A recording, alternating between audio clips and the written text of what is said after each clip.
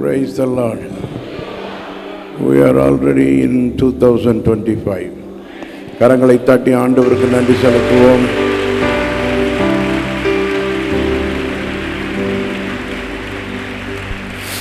ஆவியானவர் எப்படி ஆராதனை செல்ல வேண்டும் என்று அவர் விரும்புகிறாரோ அப்படித்தான் நாம் ஆராதனையை கொண்டு செல்ல விரும்புகிறோம். ஆமென். எனக்கு தொண்டையும் சரியில்லை. உங்களை ஜெபத்தில் நடத்துறதுக்கு எனக்கு பலனும் இல்லை. ஆனால் எங்கேருந்து தான் அந்த பலன் இன்னைக்கு கிடைச்சிருக்குன்னு எனக்கும் புரியலை.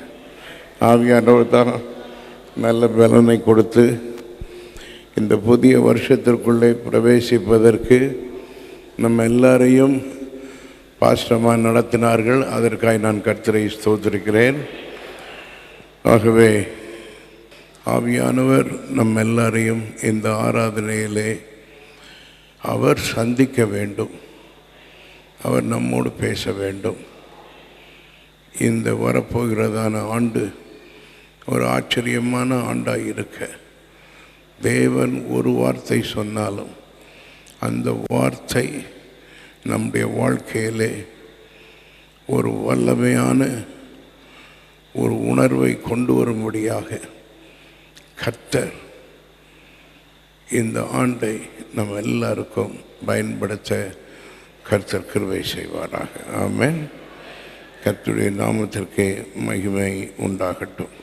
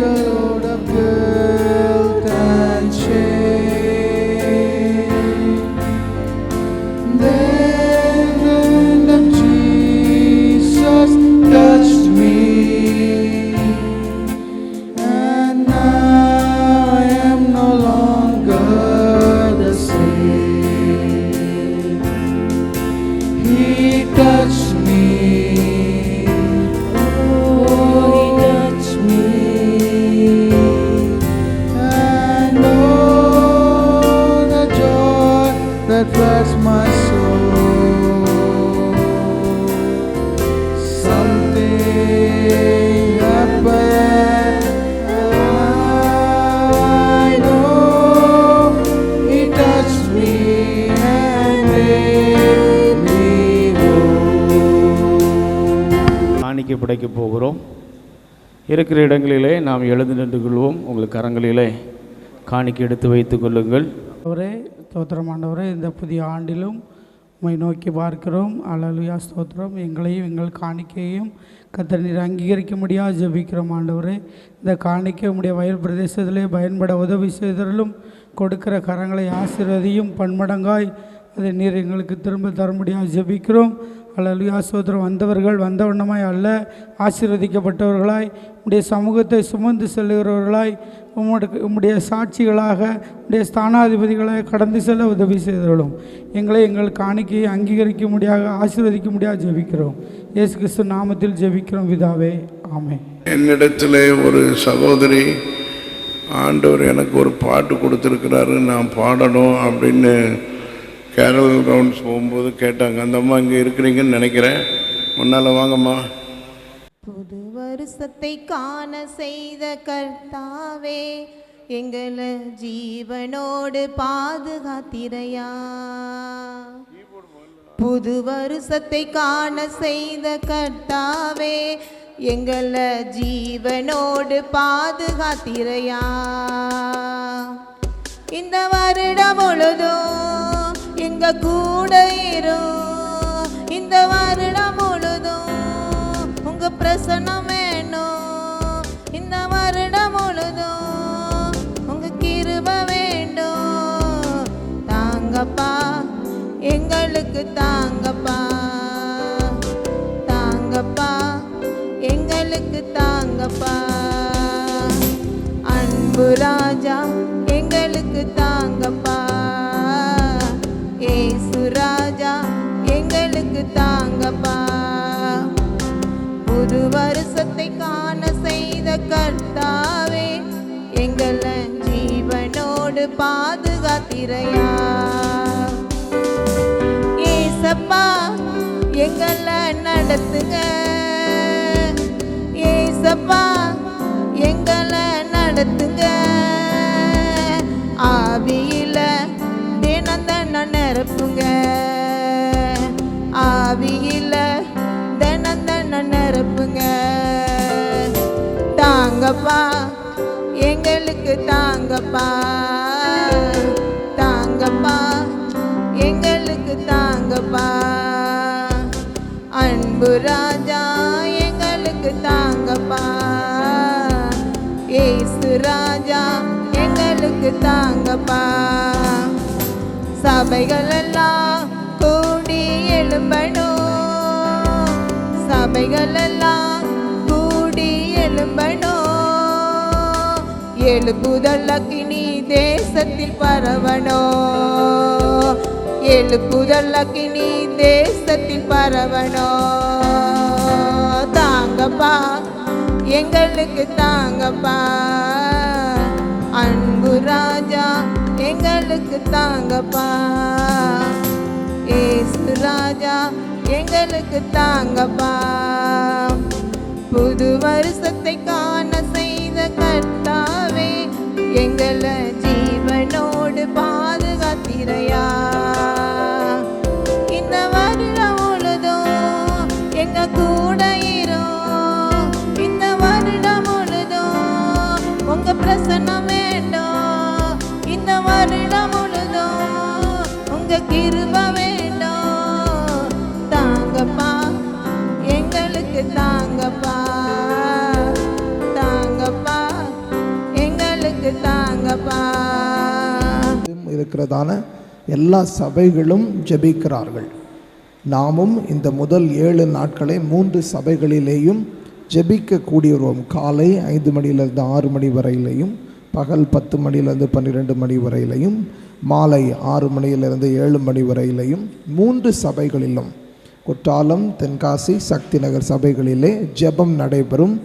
இந்த வீக் ஆஃப் ப்ரேயர், இந்த 7 நாட்கள் ஜெபம் இந்த வருடம் முழுவதிலையும் ஆண்டவர் நம்மை ஆசீர்வாதமாய் நடத்த, அவருடைய சமூகத்தில் காத்திருந்து ஜெபித்து ஆசீர்வாதங்களை பெற்றுக்கொள்ள நமக்கு உதவி செய்யும். ஆகவே நீங்கள் எல்லாரும் இந்த வீக் ஆஃப் ப்ரேயரில், ஜெப வாரத்தில் சபையில் வந்து இந்த 7 நாட்களும் ஜெபிக்க உங்களை அன்பாக அழைக்கிறோம்.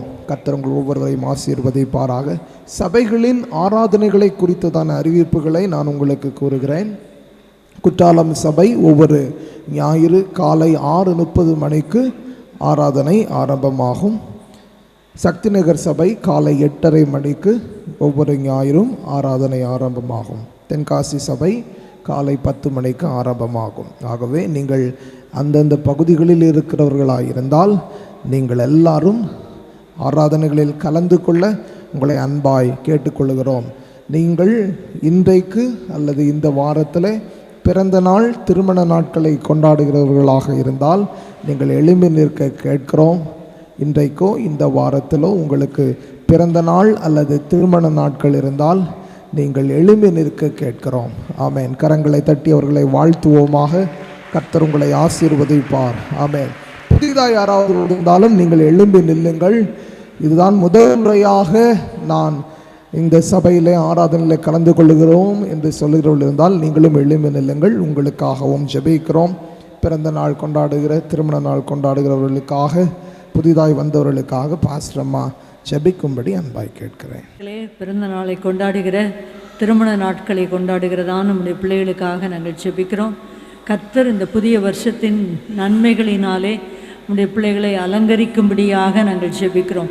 கர்த்தர் யோசேப்போடு இருந்தான், அவன் காரிய சித்தி உள்ளவனானான் என்று சொன்ன வாக்கின்படியே அவர்கள் எல்லா நிலைமையிலும் ஆசீர்வதிக்கப்பட்டவர்களாக இருக்க தேவன் அனுக்கிரகம் பண்ணும். உம்முடைய பிள்ளைகளை ஆசீர்வதிக்கிற தேவன், அவர்கள் மூலமாய் அநேகர் ஆசீர்வதிக்கப்பட உம்முடைய பிள்ளைகளை நீர் வழிநடத்தும், ஆசீர்வதியும், மேன்மைகளை கட்டளையிடுவீராக. நல்ல சரீர சுகம், பலன், ஆரோக்கியத்தை தாரும், தீர்க்காயசை கட்டளையிடுவீராக. புதிதாய் வந்திருக்கிறதான பிள்ளைகள் ஒவ்வொருவரையும் நினைக்கிறோம். அவர்களையும் அவர்கள் குடும்பத்தார் அனைவரையும் கர்த்தர் ஆசீர்வதித்து வழிநடத்தும். இயேசுவின் நாமத்தில் பிதாவே, ஆமென். கரங்களை தட்டி வாழ்த்துவோமாக. ஒரு வேத பகுதியை வாசிக்க இருக்கிறோம்.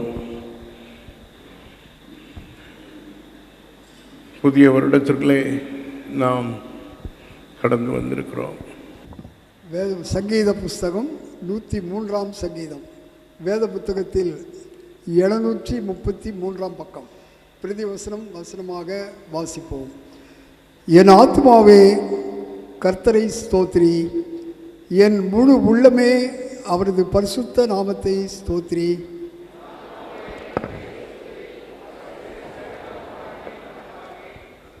அவர் உன் அக்கிரமங்களை எல்லாம் மன்னித்து உன் நோய்களை எல்லாம் குணமாக்கி பிராணனை அழிவுக்கு விலக்கி மீட்டு உன்னை கிருபையினாலும் இரக்கங்களினாலும் நன்மையினால் உன் வாயை திருப்தியாக்குகிறார்.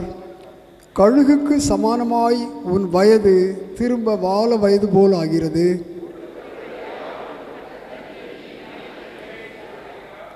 அவர் தமது வழிகளை மோசேக்கும் தமது கிரியைகளை இஸ்ரவேல் புத்திரருக்கும் தெரியப்படினார்.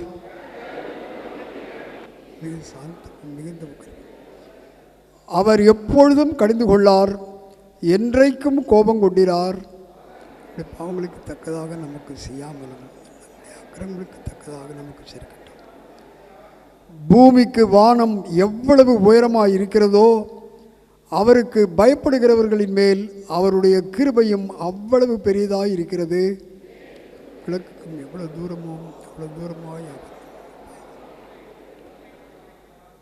தகப்பன் தன் பிள்ளைகளுக்கு இறங்குகிறது போல கர்த்தர் தமக்கு பயந்தவர்களுக்கு இறங்குகிறார். உருவம் என்னென்று அவர் அறிவார். மண் என்று மனுஷனுடைய நாட்கள் புல்லுக்கு ஒப்பாயிருக்கிறது. வெளியின் புஷ்பத்தை போல் பூக்கிறான். அதன் மேல் வீட்டில் உடனே அது இல்லாமல்.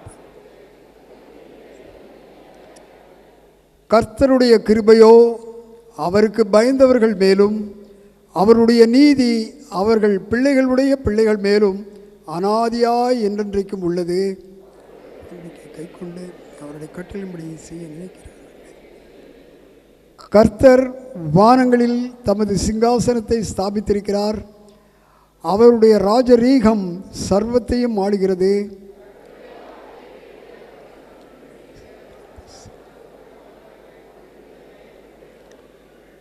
கர்த்தருக்கு பிரியமானதை செய்து அவர் பணிவிடைக்காரராயிருக்கிற அவருடைய சர்வ சேனைகளே அவரை ஸ்தோத்திரியுங்கள்.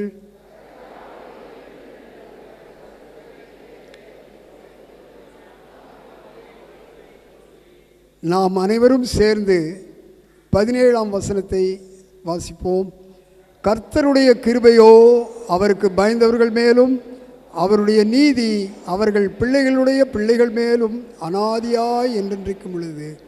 தேவன் தாமே தம்முடைய வசனங்களை ஆசீர்வதிப்பாராக. ஆமென். கர்த்தர் நல்லவர்.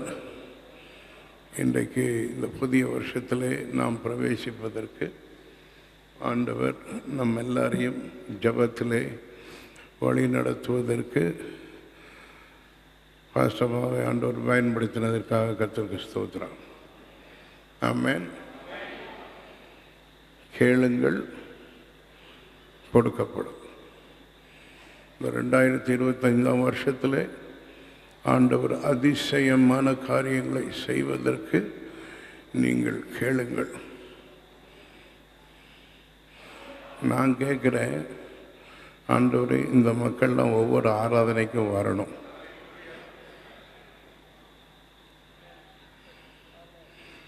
குற்றாலம், சக்தி நகர், தென்காசி மக்கள் ஒவ்வொரு ஆராதனைக்கும் வரணும். மன்னிக்கவும், ஆய்க்குடி சபையிலிருந்து மக்கள் வந்திருக்கிறார்கள். நான் அவர்களை வரவேற்க வேண்டும். அம்மா, ஆய்க்குடியிலிருந்து வந்திருக்கிறவங்க கொஞ்சம் எழுந்து நில்லுங்கள். கர்த்தர் உங்களை ஆசீர்வதிப்பாராக. கர்த்தர் உங்களை எல்லாரையும் ஆசீர்வதிப்பாராக. நன்றாய் பாடினீர்கள். பாஸ்டர் கருணாகரனுக்கும் சிஸ்டர் கவிதாவுக்கும் நான் நன்றி சொல்ல வேண்டும். நீங்கள் அங்கே பொறுப்பெடுக்கும் போது எவ்வளோ பேர் ஆராதனைக்கு வந்தார்கள்? 10 பேர். ரகசியம் பேசலை, மைக்கில் தான் பேசுகிறோம். 10 பேர். 10 பேர். இப்போ எத்தனை பேர் வருகிறார்கள்? 60 பேர். கரங்களை தட்டி ஆண்டவருக்கு நன்றி செலுத்துவோம். இவர்களோடு கூட சேர்ந்து ஊழியம் செய்யும்படியாக சகோதரர் பினில் என்கிறதான சகோதரர், அவருடைய மனைவி இங்கே தான் எங்கேயோ ஒரு இடத்துல இருப்பாங்கன்னு நினைக்கிறேன். எங்கேம்மா இருக்கீங்க? பின்னால். நீங்களாம் முன் வரிசைக்கு வர வேண்டிய ஆள், பின்னால் உட்கார்ந்துருக்கீங்க. தேங்க்யூ. God bless you.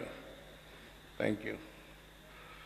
ஆகவே ஆய்க்குடியிலிருந்து வந்திருக்கிற மக்கள் எல்லாரையும் அன்போடு நாங்கள் வரவேற்கிறோம். இன்னும் உங்களுடைய சபையிலே ஆண்டவர் ஏராளமான ஆத்துமாக்களை கொண்டு வர நாங்கள் ஜெபிக்கிறோம். உங்களோடு கூட நாங்கள் கை கோர்த்து, வைக்கப்படாதோம், உங்களோடு கூட கை கோர்த்து நாங்கள் அந்த ஊழியத்தை தாங்குவதற்கு நாங்கள் இருக்கிறோம். ஆமென். பிரைஸ் எல்லாம். ஸ்தோத்திரம். ஆண்டவருடைய நாமத்திற்கு மகிமை உண்டாவதாக. நான் உங்களோடு கூட பேசுவதற்காக இந்த புதிய வருஷத்தில் தெரிந்து கொண்டதான வேத பகுதி ஆதியாகம புஸ்தகம் 39ஆம் அதிகாரம் முதல் பாதியை மட்டும் வாசிக்க அன்போடு கேட்கிறேன். கர்த்தர் யோசேப்போடே இருந்தார். அவன் காரிய சித்தி உள்ளவனானான். போதும் போதும் போதும் போதும், அவ்வளவுதான். கர்த்தர் யோசேப்போடு இருந்தார். நாம் வாசித்த சில வேத பகுதிகளில் யாக்கோபை குறித்து பார்த்தோம். யாக்கோபு தேவனாலே தெரிந்து கொள்ளப்பட்ட சந்ததியிலே வந்தவன் யாக்கோபு. இந்த யாக்கோபு அவனுக்கு ஆண்டவர் ஏராளமான பிள்ளைகளை கொடுத்தார். ஆபிரகாம் ஒரு பிள்ளையை ஒழுங்க வாக்குத்தத்தத்தின் புத்திரனை பெற்றுக்கொள்வதற்கு என்ன பாடுபட்டான்னு நமக்கு தெரியும். ஆண்டவர்கிட்ட போய் அவன் சொன்னான், எனக்கு இஸ்மவேலே இருந்துட்டா கூட பரவாயில்லைன்னு சொன்னான். ஆனால் ஆண்டவர் சொன்னார், உனக்கு நான் வாக்குத்தத்தத்தின் புத்திரனை சாராள் மூலமாகவே தருவேன் என்று சொல்லியிருந்தார். ஆகவே இப்பொழுது நாம் யோசேப்பை குறித்து பார்க்க இருக்கிறோம்.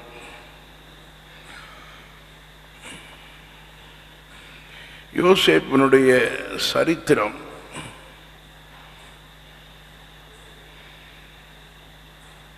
அவனை ஆண்டவர் அவனுடைய வாழ்க்கையை எப்படி உதாரணமாக பயன்படுத்தி ஆண்டவருடைய பிள்ளைகளுக்கு சகலமும் நன்மைக்கு ஏதுவாக நடக்கும் என்பதை குறித்து ஆண்டவர் ஏற்கனவே வேதத்திலே பேசியிருக்கிறார். ரோமர் 8:28 வாசியுங்கள். ரோமர் 8:28 சொல்லியிருக்கிறது, அன்றியும் அவருடைய தீர்மானத்தின்படி அழைக்கப்பட்டவர்களாய் தேவனிடத்திலே அன்பு கூறுகிறவர்களுக்கு சகலமும். இது பைபிளை திறக்காமலே நீங்க சொல்லணும், பரவாயில்ல.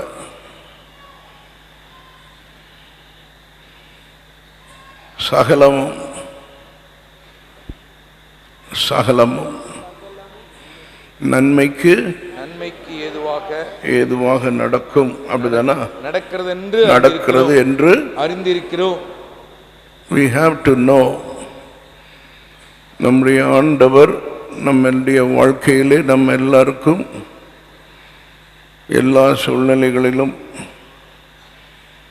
எல்லா சம்பவங்களின் மூலமாகவும் அவர் நன்மையானதையே செய்வார் என்று நாம் அறிந்து கொள்ள வேண்டும். இப்போ இந்த 2வது வசனத்தில் நாம் பார்க்கிறோம், கர்த்தர் யோசேப்போடு இருந்தார். அவன் காரிய சித்தி உள்ளவனான, காரிய சித்தின்னு தமிழில் சொல்லியிருக்கு, ஆங்கிலத்தில் என்னன்னா he was prosperous. அவன் எது செய்தாலும் ஆசீர்வாதமாக இருக்கும். அதற்கு அடுத்த வசனத்தில் பாருங்கள், கர்த்தர் அவனோட இருக்கிறார் என்றும் அவன் அவன் செய்கிற செய்கிற யாவையும் கர்த்தர் வாய்க்க பண்ணுகிறார் என்றும் அவன் எஜமான் கண்டு அவனிடத்திலே தயவு வைத்து அவனை தனக்கு ஊழியக்காரனும் தன் வீட்டுக்கு விசாரணைக்காரனுமாக்கி தனக்கு உண்டான யாவற்றையும் அவன் கையில் ஒப்புவித்தான். இது யாருன்னா போத்திபார், இஸ்மவேலுடைய, அதாவது யோசேப்பை சகோதரர்கள் வீட்டுக்கு கூட்டிட்டு போறதாகவே அவங்க உள்ளத்தில் இல்லை. ஏதாவது ஒரு வழி பண்ணி இவனை காலி பண்ணணும். காலி பண்ணணும்னு நினைக்கும்போது யாரோ ஒருத்தன் ஐடியா கொடுத்தான், ஒரு குழி இருக்கு, இந்த குழியில் போட்டுருவோம். அவனுக்கு ஆகாரம் கிடைக்காது, தண்ணீர் கிடைக்காது, நம்ம அவனுடைய அங்கியை மட்டும் எடுத்து தகப்பனாட்ட கொண்டு போய் கொடுத்துடலாம் என்கிற ஒரு எண்ணம்.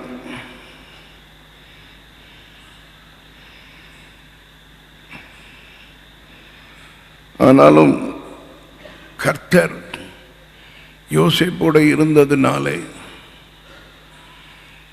கர்த்தர் யோசேப்பை தீங்குக்கு ஒப்பு கொடுக்கவில்லை. இங்கே இருக்கிறதான அருமையான சபை மக்கள், உங்கள் ஒவ்வொருவரிடத்திலும் நான் சொல்ல விரும்புவது என்னவென்று சொன்னால், கர்த்தரை நீங்கள் உறுதியாக பற்றி கொள்ளுங்கள். நீங்கள் உறுதியாக அவரை பற்றி கொள்வீர்களே ஆனால் உங்களுடைய வாழ்க்கையிலே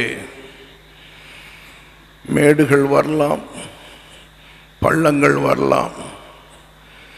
எந்த சூழ்நிலையாக இருந்தாலும் கர்த்தர் உங்களோடு கூட இருக்கிறதுனாலே நீங்கள் செய்கிற யாவற்றையும் அவர் வாய்க்க பண்ணுகிறார் என்பதை தான் 3வது வசனத்தில் அந்த எஜமான் எகிப்திலே இவனை கொண்டு போய் விட்டுவிட்டார்கள். ஏற்கனவே குழியிலிருந்து எடுத்து ரூபன் மூத்த சகோதரன் அவனுக்கு தெரியாமல் இவனை எடுத்து அந்த வழியாக வந்த இஸ்மவேலரிடத்திலே விற்று போட்டார்கள். 20 வெள்ளிக்காசு யோசேப்பினுடைய கிரயம், 20 வெள்ளிக்காசு. ஒருவன் இயேசுவை காட்டி கொடுப்பதற்கு 30 வெள்ளிக்காசு கூலி பேசினான். இந்த யோசேப்பை இஸ்மவேலர் கிழக்கிலிருந்து வியாபாரத்தின் நோக்கத்திற்காக போய்விட்டு எகிப்திற்கு திரும்பி வருகிறார்கள். அவர்களிடத்தில் 20 வெள்ளிக்காசுக்கு விற்று விட்டார்கள். எகிப்திலே வந்த பின்பதாக 39 1ஆம் வசனத்திலே நாம் பார்க்கிறோம், பார்வோனுடைய பிரதானியும் தலையாரிகளுக்கு அதிபதியுமாய போத்திபார் என்னும் எகிப்து தேசத்தான் அவனை அவ்விடத்திற்கு கொண்டு வந்த இஸ்மவேலரிடத்தில் ஏற்கனவே 20 வெள்ளிக்காசுக்கு வாங்கிட்டாங்க. இப்போ திரும்ப 2ஆம் தரம் விலைக்கு வாங்குறான். கொஞ்சமாவது அந்த இஸ்மவேலர் லாபத்துக்கு தான் வித்திருக்கணும். எத்தனை வெள்ளிக்காசுக்கு போத்திபார் வாங்கினான் என்பது இங்கே சொல்லப்படவில்லை. 20 தஞ்சோ 30 வெள்ளிக்காசாக இருந்தாலும் இருக்கலாம். யோசேப்புக்கும் இயேசு கிறிஸ்துவுக்கும் சில ஒப்பனைகள் உண்டு, வேதத்தில் இருக்கிறது. கர்த்தர் யோசேப்போடு இருக்கிறார் என்பதை போத்திபார் காண்கிறான். யோசேப்பினிடத்தில் தயவு வைத்து அவனை தனக்கு ஊழியக்காரனும் தன் வீட்டுக்கு விசாரணைக்காரனுமாக்கி தனக்கு உண்டான யாவற்றையும் அவன் கையில் ஒப்புவித்தான். தனக்கு உண்டான எல்லாவற்றிற்கும் விசாரணைக்காரனாக்கினது முதற்கொண்டு அங்கேயும் பாருங்க, இவனை அந்த வேலையில் அந்த போத்திபார் அமர்த்தின பின்பு கர்த்தர் யோசேப்பின் நிமித்தம் அந்த எகிப்தியன் வீட்டை ஆசீர்வதித்தார். ஒன்று ஞாபகம் வைக்கணும், யோசேப்போடு கூட கர்த்தர் இருந்தார். ஆமென். அதனால கர்த்தர் அவனை ஆசீர்வதித்தார். ஹல்லேலூயா. அவன் எங்கே வேலை செய்தானோ அந்த வேலையை யார் கவனிக்கிறார்களோ, அந்த வேலைக்கு சொந்தக்காரர் யாரோ, அந்த எஜமான் யாரோ, அவர்களையும் கர்த்தர் ஆசீர்வதித்தார். ஆமென். 2 சாமுவேல் 6ஆம் அதிகாரத்தில் நமக்கு தெரியும், உடன்படிக்கை பற்றி எருசலேமுக்கு கொண்டு வருவதற்காக தாவீது முயற்சித்த பொழுது ஒரு சம்பவம் நடைபெற்றது. ஊசா என்பவன் மாடுகள் ஒரு களத்திலே வந்த பொழுது மிரண்டு போனதினாலே அவன் தன் கையை நீட்டி, ஒருவேளை உடன்படிக்கை பற்றி விழுந்து விடுமோ என்கிற அச்சத்தினாலே அவன் கையை நீட்டினான். அவனுக்குள்ள நல்ல எண்ணம் தான் இருந்திருக்கு நான் நினைக்கிறேன். ஆனாலும் பிரியமான தேவனுடைய பிள்ளைகளே, கர்த்தருடைய பெட்டியை தொடுவதற்கு யாருக்கு அனுமதி உண்டோ அவர்களுக்குத்தான். ஆனால் உங்களுக்கு சொல்கிறேன், உங்கள் உள்ளத்தில் நம்முடைய ஆண்டவர் வாசம் பண்ணுவதற்கு தெரிந்து கொண்டிருக்கிறார்.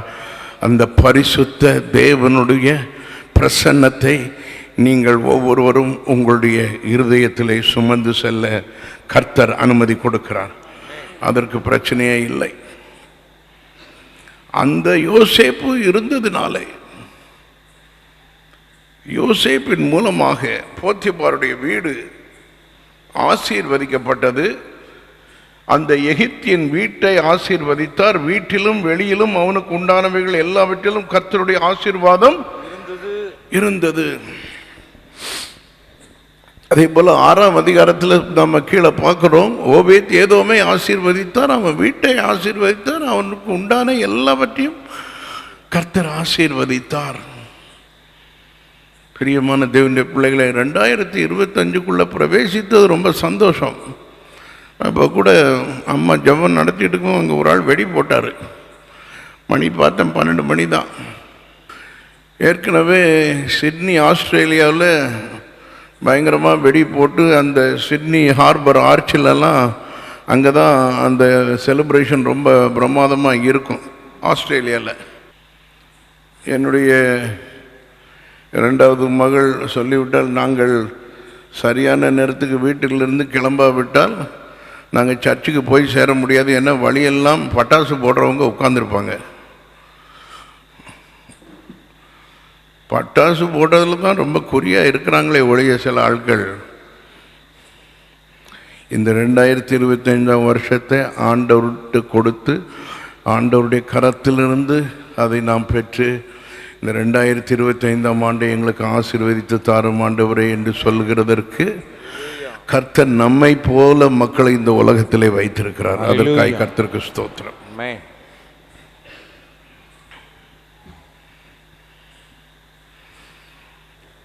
இப்படி தேவ பிரசன்னம் உங்களுடைய வாழ்க்கையிலே இருக்கும் பொழுது சில நேரங்களிலே சில பின்னடைவுகள் வாழ்க்கையிலே ஏற்படுகிறது. எ செட்பேக். அந்த காரியத்திலிருந்து தான் நான் உங்களுக்கு சொல்லுகிறேன். ஆனால் அந்த பின்னடைவுகளினாலே நாம் சோர்ந்து போக வேண்டாம். கர்த்தர் நம்மை ஏற்ற காலத்திலே உயர்த்துவார். ஆண்டவர் சில நேரங்களிலே தேவனுடைய பிள்ளைகளுடைய வாழ்க்கையிலே பின்னடைவுகள் இருந்தாலும் ஆண்டவர் உங்களுக்கு ஆசீர்வாதங்களை கொண்டு வருவதற்கு அவர் வல்லவராயிருக்கிறார். ஆமென். ஆகவே ஆண்டவர் யோசேப்போடு கூட இருக்கிறார்.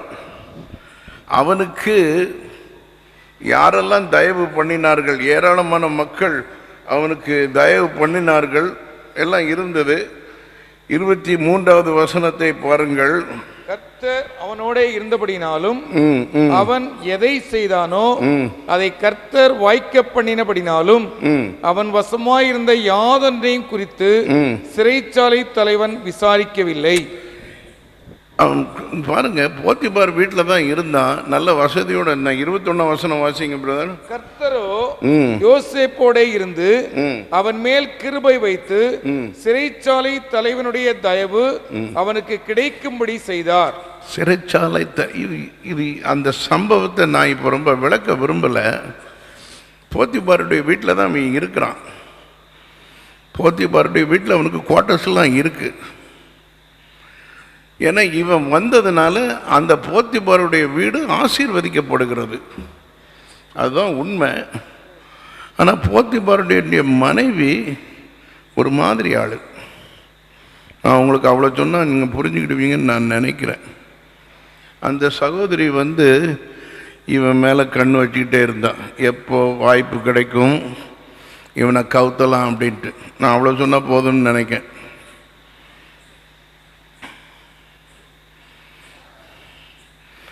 ஆனால் அந்த முயற்சி நடக்கும் பொழுது இவன் இவ்வளவு பெரிய பாவத்திற்கு நான் உடன்படுவது எப்படி, ஆண்டவருக்கு விரோதமாக நான் பாவம் செய்ததாக ஆகுமேன்னு சொல்லி அவன் அந்த இடத்தை விட்டு ஓடி போகிறான். ஓடி போகும் பொழுது மேல் அங்கி மட்டும், நம்மெல்லாம் இப்போ அங்கி போட முனைங்கிறோம். நம்ம ஊரில் சில ஆட்கள் இப்போ அங்கி போடுவாங்கன்னு நினைக்கிறேன். நார்த் இந்தியாவுக்கு போனால் நீங்கள் பார்க்கலாம். அல்லது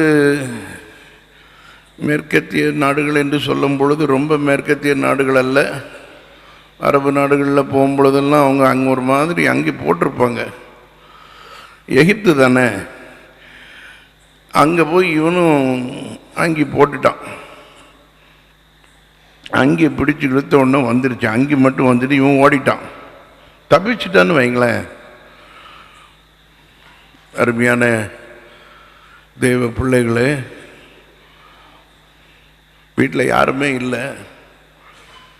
ஆனால் யோசேப்புக்கு பாவம் செய்வதற்கு ஒரு சரியான வாய்ப்பு இருந்தது.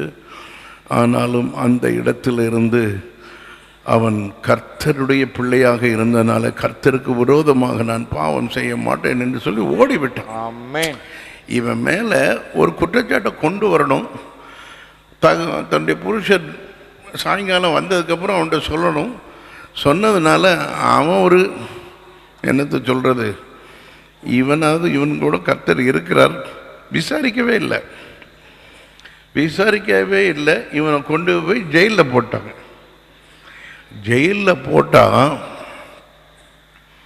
அந்த வசனங்களை நீங்கள் வாசித்து பார்த்தால் உங்களுக்கு தெரியும். பார்வோனுடைய அரண்மனையிலே வேலை செய்கிறவர்கள் சிலர் இருக்கிறார்கள். அவர்களை கொண்டு அந்த சிறைச்சாலையில் போடுவாங்க. அந்த சிறைச்சாலையில் இவனையும் போட்டாங்க. கொஞ்சம் வசதியான இடமா இருக்கும்னு நான் நினைக்கிறேன். அந்த வசனத்தை எடுக்க முடிஞ்சா நீங்க எடுங்க. யோசேப்பின் எஜமான் அவனை பிடித்து ராஜாவின் கட்டளையால் காவலில் வைக்கப்பட்டவர்கள் இருக்கும் சிறைச்சாலையிலே அவனை ஒப்புவித்தான். அந்த சிறைச்சாலையில் அவன் இருந்தான். அங்கே இருந்த இடத்திலேயும் கர்த்தருடைய கிருபை அவன் மேல் இருந்தது. சிறைச்சாலை தலைவனுடைய தயவு அவனுக்கு கிடைத்தது. எங்க போனாலும் இவன் ஒரு உண்மையுள்ள மனிதனாக இருந்தான். ஹல்லேலூயா. சிறைச்சாலையாக இருந்தாலும், வீடாக இருந்தாலும், சொந்த வீடாக இருந்தாலும், சகோதரர்களோடு கூட அவன் பழகினாலும் அவன் ஆண்டவருக்கு உண்மையுள்ள மகனாகவே அவன் இருந்து வந்திருக்கிறான். கர்த்தருடைய நாமத்திற்கு மகிமை உண்டாவதாக. இப்பொழுது யோசேப்பினுடைய வாழ்க்கையிலே நாம் கவனிக்க வேண்டியதான சில குறிப்புகளை நான் உங்களுக்கு சொல்லுகிறேன். யோசேப்பு did not demand or to understand all the things that are happening around him. அவனை சுற்றிலும் நடக்கிறதான அந்த எல்லா காரியங்களையும் புரிந்து கொள்வதற்கு யோசேப்பு யாரிடத்திலும் போய் அவன் கேள்வி கேட்கவில்லை. யோசேப்பு கர்த்தருக்கு பயந்த மனிதன், அவ்வளவுதான். அவன் கர்த்தருக்கு பயந்த மனிதன். ஆகவே அவன் எனக்கு ஏன் இந்த தவறுகள் இழைக்கப்படுகிறது என்று சொல்லி யாரிடத்திலும் போய் சொல்லவில்லை. ஒருவேளை நான் நினைக்கிறேன் ஆண்டவர்கிட்ட மட்டும் சொல்லியிருப்பான்னு நான் நினைக்கிறேன். நாம் ஆண்டவரை சேவிக்கிற மக்களாக இருக்கலாம், அவருடைய வார்த்தைக்கு கீழ்ப்படுகிறவர்களாக இருக்கலாம். ஆனாலும் நம்முடைய வாழ்க்கையிலே நம்மை சுற்றிலும் சில நேரங்களிலே இருள் சூழ்ந்திருக்கும். நாம் இருக்கிற இடத்திலே குழப்பம். ஏன் இது நடக்கிறது? எதனால நடக்கிறது? இந்த குழப்பம், இந்த பிரச்சனைகள் நடப்பதற்கு நான் என்ன செய்தேன்? கேள்விகள் எழும்பியிருக்க வேண்டும். எதையுமே அவன் தவறாக செய்யவில்லை. யோசேப்பை பொறுத்தளவில் வேதத்தின் அடிப்படையிலே நாம் பார்க்கும் பொழுது அவன் எதையும் தவறாக செய்யவில்லை, பாவம் செய்யவில்லை, எல்லாவற்றையும் சரியாகவே செய்தான். ஆனாலும் இப்பொழுது அவனை சிறைச்சாலையிலே தான் பார்க்கிறோம். சிறைச்சாலையில் இருக்கும் பொழுது ஒருவன் வந்து அவனிடத்தில் பேசுகிறதற்காக வருகிறான். நீ ஆண்டவர் ஆண்டவர்னு கிடந்தியே, நீ வாரந்தோறும் ஒழுங்காக கோயிலுக்கு போனிய, உனக்கு எதுக்கு இந்த பிரச்சனை? நீ என் கூட வந்தீன்னா நான் உனக்கு எந்த பிரச்சனையும் இல்லாமல் உன் லைஃபையே அப்படியே அப்சைட் டவுனாக மாற்றி உன்னுடைய வாழ்க்கையிலே நீ மகிழ்ந்து இருக்கத்தக்கதாக இந்த இடத்துல இருக்கிறதுக்கு போல நான் ஆளை பிடிச்சி உன்னைய ஒன்றிய அரண்மனையில் டைரெக்டாக கொண்டு போய் சேர்த்துருப்பேனப்பா. இப்படி ஒரு ஆள் சொல்கிறார். இதான் பிசாசு. பிசாசு என்ன சொல்கிறான்னா, where is your God? What good did he do for you now?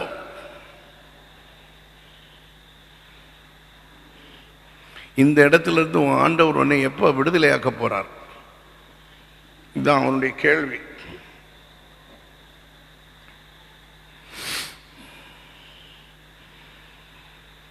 நேரங்கள் வரும், காலங்கள் வரும், உங்களை சுற்றிலும் இருக்கிறதான சூழ்நிலைகள் ஒன்றுமே உங்களுக்கு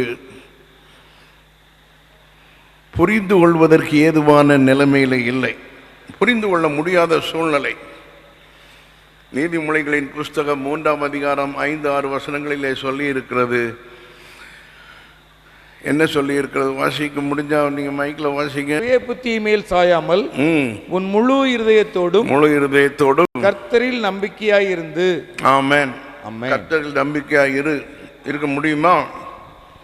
அதான் அவன் கேட்கிறான். தேவனுடைய பிள்ளைகள் அநேகர் அவருடைய வாழ்க்கையிலே இருள் நிறைந்த சூழ்நிலைகளின் வழியாக போகிறார்கள். உதாரணமாக நமக்கு தெரிந்த அளவில் ஒரு சிலருடைய பெயரை மட்டும் சொல்லுவோம். யோபு இல்லையா? யோவான் ஸ்நானகனையும் சொல்லலாம். அவன் ஏரோதுவின் நாட்களிலே சிறைச்சாலையிலே மாட்டியிருந்தான். ஏரோதுவினுடைய மகள்,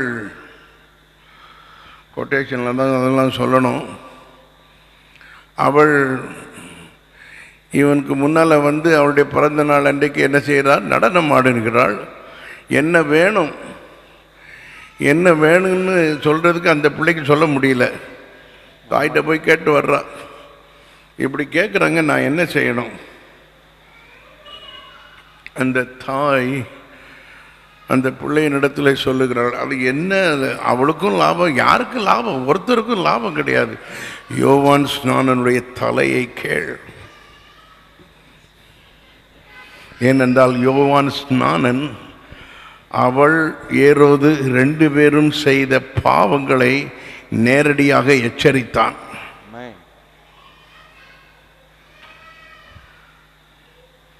ஆபு புஸ்தகத்தில் நாம் பார்க்கிறோம், தொழுவத்தில் மாடு இல்லாமல் இருந்தாலும் உன்னுடைய விளைச்சல் வெள்ளாமைகள் ஒன்றும் உனக்கு கரை சேராமல் இருந்தாலும் இன்னமும் கர்த்தர் உன்னோடு கூட இருக்கிறார். கர்த்தர் உனக்கு உதவி செய்வதற்கு அவர் போதுமானவராய் இருக்கிறார்.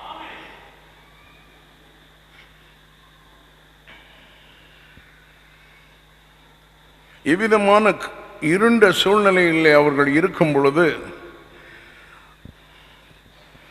ஒருவேளை சாத்தான் ஜெயித்து விட்டானோ என்கிற எண்ணம் இருக்கலாம். நான் உங்களுக்கு சொல்லுகிறேன், எப்படி யோபுவின் மேலே ஆண்டவருக்கு நம்பிக்கை இருந்ததோ அதை போலவே யோசேப்பின் மேலும் ஆண்டவருக்கு நம்பிக்கை இருந்தது. ஏசாயா தீர்க்கதரிசன புஸ்தகம் 55ஆம் அதிகாரம்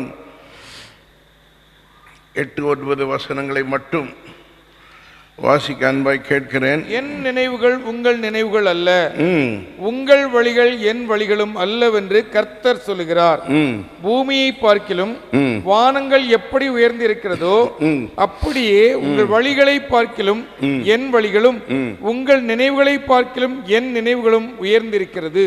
ஆண்டவருடைய வழிகள் என்றைக்குமே உயர்ந்தவைகளாய் இருக்கிறது. கரங்களை உயர்த்தி கர்த்தரை ஸ்தோத்திரிப்போம். ஹல்லேலூயா. நீங்கள் இப்படிப்பட்ட சூழ்நிலையில் இருந்தாலும் பயப்பட வேண்டாம், கர்த்தர் உங்களோடு கூட இருக்கிறார்.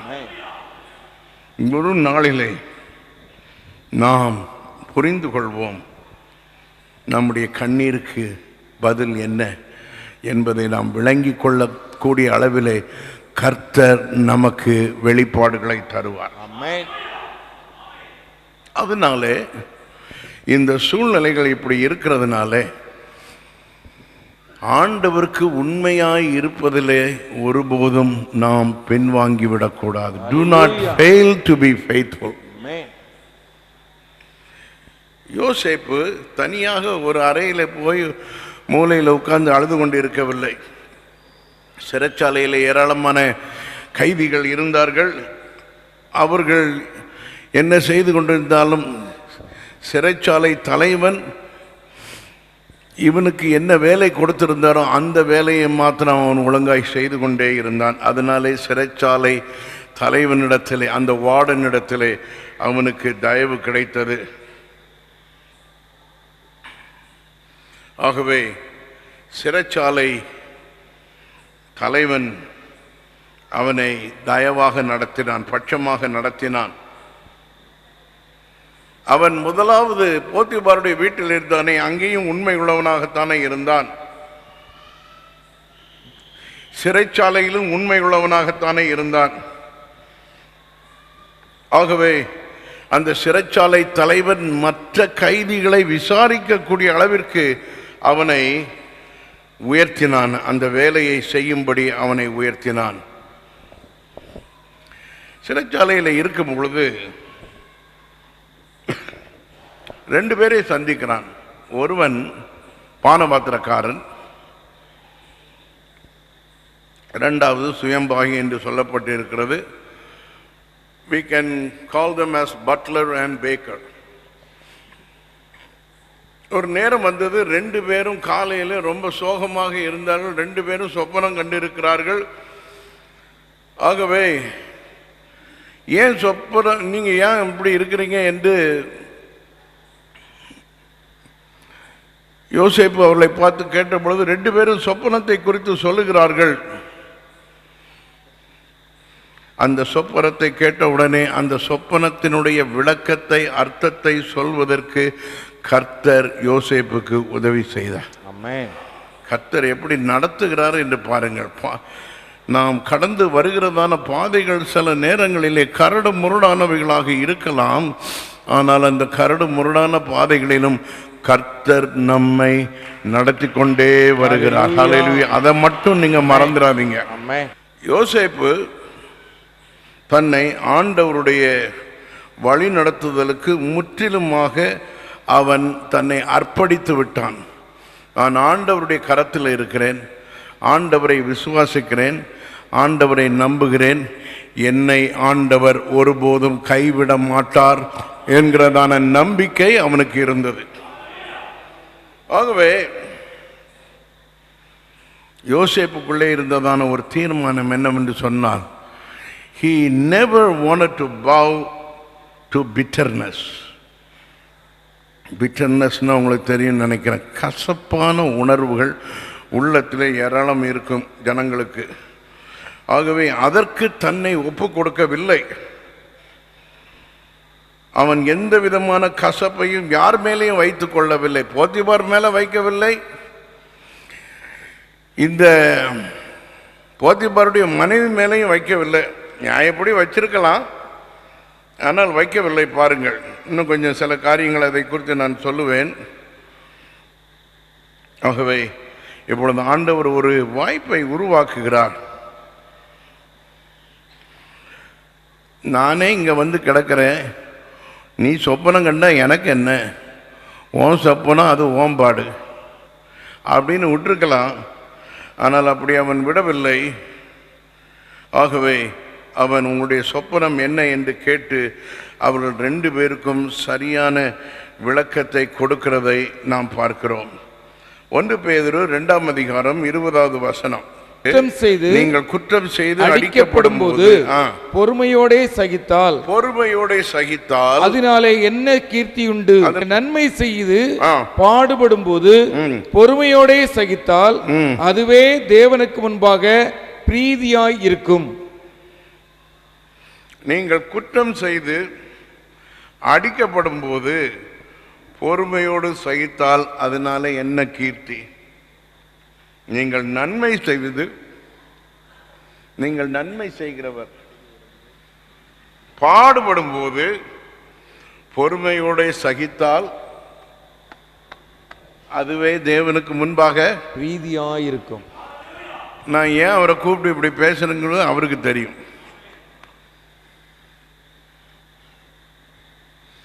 மற்றவர்களுக்கும் தெரியும், என்னோட பணி செய்கிற ஊழியம் செய்கிற மற்றவர்களுக்கும் தெரியும். எதுக்கு எடுத்தாலும் கருணாகரன் தான் கூப்பிடுவேன். ஏனால் அந்த வேலையை அவரிடத்தில் கொடுத்தால் அது சரியாக நடக்கும். நம்முடைய வாழ்க்கையிலே கசப்பு இருக்கிறது என்றால் தேவனுடைய பிரசன்னம் நம்மோடு கூட இருக்கிறதற்கு அது இடையூறாக இருக்கிறது. அந்த பிட்டர்னஸ், அந்த கசப்பு நம்முடைய வாழ்க்கையிலே தேவனுடைய பிரசன்னம் இருக்கிறதை தடை செய்கிறது. தேவனுடைய ஆசீர்வாதம் நமக்கு கிடைப்பதையும் அது தடை செய்கிறது. யோசேப்புக்கு அந்த கசப்பு இல்லாததுனாலே கர்த்தர் அவனோடு கூட இருந்தார். உங்க வாழ்க்கையில கசப்பு இல்லைன்னு சொன்னா கரங்களை வெட்டி கர்த்தரை ஸ்தோத்திரிப்போமா? ஹல்லேலூயா, ஹல்லேலூயா. அடுத்து ஆண்டவருடைய பிள்ளைகள் என்ன செய்யணும்னா, இந்த மாதிரி சூழ்நிலைகள் வந்தாலும் பி willing to wait. அவருடைய சமூகத்தில் கொஞ்சம் காத்திருக்கிறதற்கு நேரம் எடுத்துக்கொள்ள மனமுடையவர்களாக இருங்கள். ஹல்லேலூயா.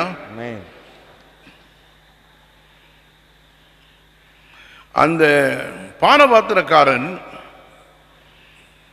இவன் சொன்னதுபடியே அந்த சொப்பனத்தினுடைய விளக்கத்தை சரியாக சொல்லுகிறான். பானபாத்திரக்காரன் இப்ப எங்க போயிட்டான்? அரண்மனைக்கு, பார்வோனுடைய அரண்மனைக்கு போயிட்டான். பார்வோனுடைய அரண்மனைக்கு போய் பார்வோன் உன்னை உயர்த்தும் போது நினைத்து மறந்துடாதீங்க ஐயா,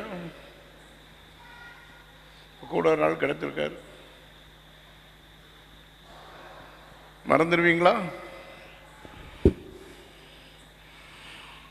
மறந்துடாதீங்க. ஏன்னா இன்னும் யோசேப்பு சிறைச்சாலையிலே 2 ஆண்டுகள் கூடுதலாக அவன் இருக்க வேண்டியதான ஒரு சூழ்நிலை. ஆனால் என் சொப்பனம் நான் அப்படி பார்த்தேன், அது மாதிரி நடந்துட்டு பார்வோன் ஐயா. இவன் சிறைச்சாலையில் இருக்கிறான், அவன் தவறுதெல்லாம் அவங்க கொண்டு போய் போட்டாங்க. சொல்லியிருந்தா பார்வோன் கொஞ்சம் பேச்சை கேட்டிருக்கலாம். ஏன்னா இவர் தானே ட்ரிங்க்ஸ் எல்லாம் கலக்கி கொண்டு கொடுக்குறாரு. பார்வோன் குடிக்கிறதுக்கு முன்னால் இவர் டேஸ்ட் பார்த்துட்டு தான் குடிக்கணும். அவர் இல்லாட்டா அவருக்கு ஏதாவது நடந்துடக்கூடாது. பிரியமான தேவனுடைய பிள்ளைகளே, நீங்கள் எந்த இடத்திலே இருக்கிறீர்கள் என்பதை ஆண்டவர் நிச்சயமாக அறிவார். ஏனென்றால் வேத வசனம் என்ன சொல்லுது? நம்முடைய தலையில் உள்ள முடிகளெல்லாம் எண்ணப்பட்டிருக்கு. சில ஆட்களுக்கு என்றது நம்மளே எண்ணிடலாம் போல தெரியும். ஆனால் ஆண்டவருடைய வேலை என்று ஒன்று வரும் பொழுது அந்த வேளையிலே ஆண்டவர் நம்ம எல்லாருக்கும் சரியான உத்தரவை கொடுப்பதற்கு, சரியான பதிலை கொடுப்பதற்கு அவரே நம்மை தேடி வருவார். He will never be early or he will never be late.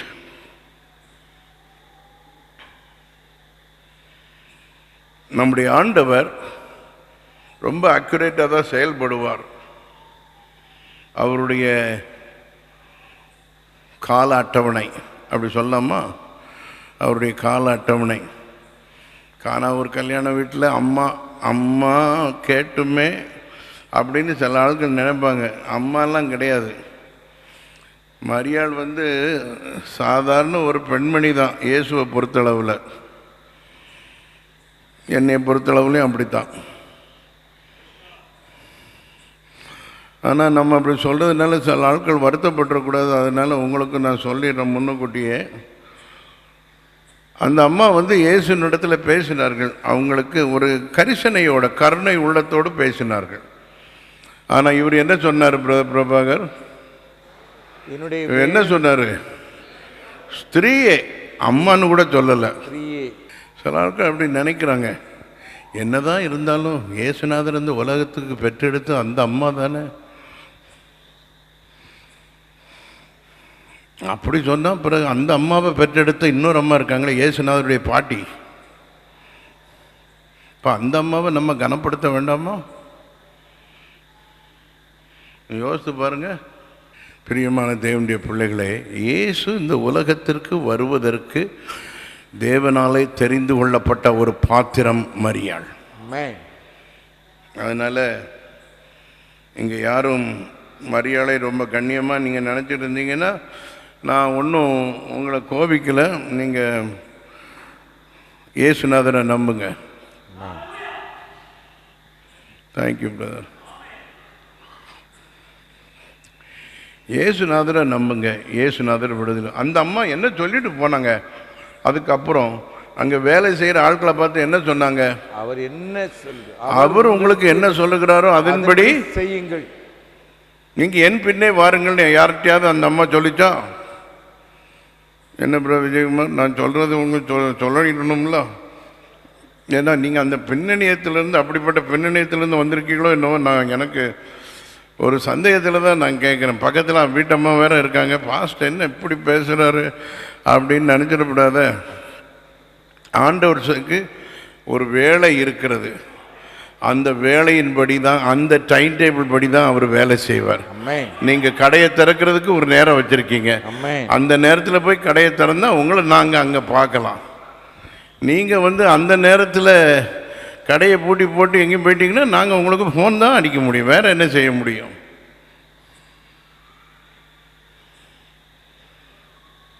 ஆகவே பிரியமான தேவனுடைய பிள்ளைகளே, ஆண்டவருடைய சமூகத்திலே நாம் காத்திருக்கிறது அவருடைய வேலைக்காக. அவருடைய வேலைக்காக. இன்றைக்கும் பேசப்பட்டதான வார்த்தைகளை நீங்கள் கவனித்தீர்கள். இந்த புதிய வருஷத்தை ஆண்டவர் நமக்கு தந்து விட்டார். அல்லேலூயா. 1 பேதுரு 5ஆம் அதிகாரம் 6வது வசனத்திலே இப்படி சொல்லி இருக்கிறது: ஏற்ற காலத்திலே தேவன் உங்களை உயர்த்தும்படிக்கு அவருடைய பலத்த கைக்குள் அடங்கியிருங்கள். கர்த்தருடைய நாமத்துக்கு மகிமை உண்டாவதாக. சங்கீத புஸ்தகம் 37ஆம் சங்கீதத்தில் இன்னொரு காரியத்தை நாம் கவனிப்போம். சங்கீதம் 37 5 முதல் 9 வசனங்கள். உன் வழியை கர்த்தருக்கு ஒப்புவித்து அவர் மேல் நம்பிக்கையாயிரு, அவரே காரியத்தை வாய்க்க பண்ணுவார். உன் நீதியை வெளிச்சத்தை போலவும் உன் நியாயத்தை பட்டப்பகலை போலவும் விளங்க பண்ணுவார். கர்த்தரை நோக்கி அமர்ந்து அவருக்கு காத்திரு. காரிய சித்தியுள்ள மேலும் தீவினைகளை செய்கிற மனுஷன் மேலும் எரிச்சலாகாதே. காரிய சித்தி உள்ளவன் மேலும் தீவினைகளை செய்கிற மனுஷன் மேலும் எரிச்சலாகாதே. சரி, மீதி உள்ளதை வீட்டில் போய் பாருங்க. கர்த்தருக்கு காத்திருக்கிறவர்களோ பூமியை சுதந்திரித்துக் கொள்வார்கள். ஆமென், ஆமென். கடைசியாக ஒரு குறிப்பை சொல்லி நான் முடிக்க விரும்புகிறேன். யோசேப்புக்கு ஒரு பெயர் உண்டு, சகோதரர்களாலே வைக்கப்பட்ட பெயர். என்ன பெயர்? சொப்பனக்காரன். சொல்லுங்க. சொப்பனக்காரன். சொப்பனக்காரனா இருந்தாலும் பிரியமான தேவனுடைய பிள்ளைகளே, ஆண்டவர் உங்களுக்கு கொடுத்த சொப்பனமோ தரிசனமோ இருந்தா ஒரு நாள் அதை விட்டுறாதீங்க. ஹல்லேலூயா. Do not let your dreams dissolve. ஒருபோதும் உங்களுக்கு ஆண்டவர் கொடுத்திருக்கிற அந்த கனவு கரைந்து போக நீங்கள் விட வேண்டாம். அந்த கனவு ஆண்டவராலே கொடுக்கப்பட்டிருக்கிறது என்று சொன்னால் ஒரு நாளிலே நிச்சயம் ஆண்டவர் அதை நிறைவேற்றியே தீர்வார். ஆமென், அல்லேலூயா. இவன் ஒரு டீனேஜராகத்தானே இருந்திருக்கிறான் யாக்கோபனுடைய வீட்டிலே.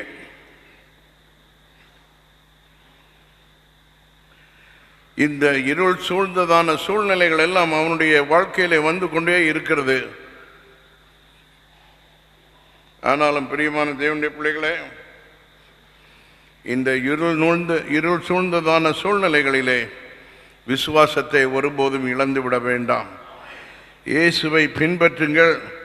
உங்களுடைய முழு இருதயத்தோடும் ஆண்டவரை பின்பற்றுவதை விட்டு ஒருபோதும் பின்வாங்கி விட வேண்டாம். ஆண்டவர் உங்களுக்கு கொடுத்திருக்கிறதான அந்த தரிசனமாக இருந்தாலும் சரி, அல்லது அந்த கனவாக இருந்தாலும் சரி, ஆண்டவர் தொடர்ந்து உங்களோடு கூட இருக்கிறார். யோவேலின் தீர்க்க தரிசன புஸ்தகம் 2ஆம் அதிகாரம் 28வது வசனத்தில் என்ன சொல்லி இருக்கிற? யோவேல் 2:28. அதற்கு பின்பு நான் மாம்சமான யாவர் மேலும் என் ஆவியை ஊற்றுவேன். அப்பொழுது உங்கள் குமாரரும் உங்கள் குமாரத்திகளும் தீர்க்க தரிசனம் சொல்லுவார்கள். உங்கள் மூப்பர் சொப்பனங்களையும் உங்கள் வாலிபர் தரிசனங்களையும் காண்பார்கள். Praise the Lord. யோவேல் 2:28. அங்க ஆண்டவர் என்ன சொல்லி இருக்கிறாரு?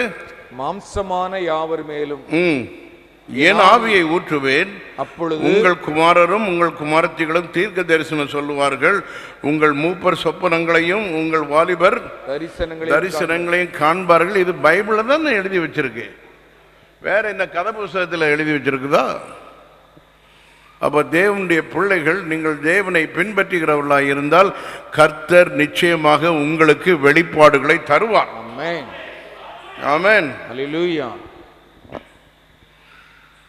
உங்களுடைய கனவுகள் சில நேரங்களிலே மற்ற ஜனங்களை பற்றியதாக சேர்ந்து இருந்தாலும் கூட அவர்கள் எல்லாரும் ரொம்ப எரிச்சல் அடைவார்கள்.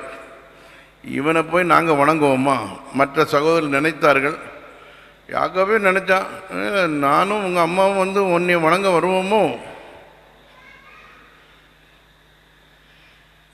ஆனால் சொப்பனத்தை கொடுத்தவர், தரிசனத்தை கொடுத்தவர் எல்லாம் நிறைவேறுவதற்கு அவர் உதவி செய்வார். ஆமென், அல்லேலூயா. ஆமென், அல்லேலூயா. அதை யாரும் எடுத்துக்கொள்ள முடியாது. அதை ஒருபோதும் கரைந்து விடுவதற்கு நீங்கள் இடம் கொடுத்து விடாதீர்கள். ஆண்டவர் உங்களோடு கூட இருக்கும் பொழுது சில நேரங்களிலே சில எதிர்மறையான காரியங்கள் நடக்கிறது போல காணப்படலாம். ஆனால் ஆண்டவர் உங்களோடு கூட இருக்கிறார் என்பதை ஜனங்கள் கண்டுகொள்வார்கள். உங்களோடு கூட தேவன் இருக்கிறார் என்பதை அவர்கள் கண்டுகொள்வார்கள். நீங்கள் பயப்பட வேண்டிய அவசியம் இல்லை. சில நேரங்களிலே சோதனைகளும் வரும், சோதனைகளை மேற்கொள்வதற்குரியதான பலனை கர்த்தர் தருவார். ஆனால் ஒன்று சொல்லுகிறேன், கர்த்தர் உங்களோடு கூட இருக்கிறபடியினாலே அவர் உங்களை தழைக்க செய்வார். ஆமென், ஆமென். யாக்கோபு அவனுடைய தகப்பன் இருந்தல்ல, நான் முதலே சொன்னேன் இல்லையா, யாக்கோபு யோசேப்பை குறித்து என்ன சொன்னார்? 49ஆம் அதிகாரத்திலே நீங்கள் பார்ப்பீர்களே ஆனால் யோசேப்பை குறித்து ஒரு காரியம் சொல்லுகிறான். யோசேப்பு கனிதரும் செடி, அவன் நீர் ஊற்றண்டையில் உள்ள கனிதரும் செடி, அதன் கொடிகள் சுவரின் மேல் படரும். வில் வீரல் அவனை மனமடிவாக்கி அவன் மேல் எய்து அவனை பகைத்தார்கள். ஆனாலும் அவனுடைய வில் உறுதியாய் நின்றது. அவன் புயங்கள் யாக்கோபுடைய வல்லவரின் கரங்களால் பலத்தன. ஆமென். அவனுடைய தகப்பனுடைய ஆசீர்வாதங்கள் பிதாக்களுடைய ஆசீர்வாதங்களுக்கு மேற்பட்டதாய் இருந்தது. நித்திய பர்வதங்களின் முடிவு மட்டும் எட்டுகின்றன. அவைகள் யோசேப்புடைய சிரசின் மேலும் தன் சகோதரர்கள் விசேஷித்தவனுடைய உச்சந்தலையின் மேலும் வருவதாக. பிரியமான தேவனுடைய பிள்ளைகளே, ஆண்டவர் உங்கள் மேலே ஒரு கண் வைத்திருக்கிறார், உங்களை ஆசீர்வதிக்கும்படியாக, உங்களை ஆசீர்வதித்து உங்களை உயர்த்தும்படியாக. நீங்கள் கவலைப்பட வேண்டாம். இப்பொழுது நான் ஆண்டவராகிய இயேசு கிறிஸ்துவுக்கும் யோசேப்புக்கும் இருக்கிறதான அந்த ஒரு கம்பேரிசனை மட்டும் நான் சொல்லிட்டு நான் முடிச்சிடுறேன். யோவான் சுவிசேஷம் 15ஆம் அதிகாரத்தில் நாம் பார்க்கிறோம், ஆண்டவர் இயேசு சொல்லுகிறார், நான் மெய்யான திராட்சை செடி, என் பிதா திராட்சை தோட்டக்காரர்.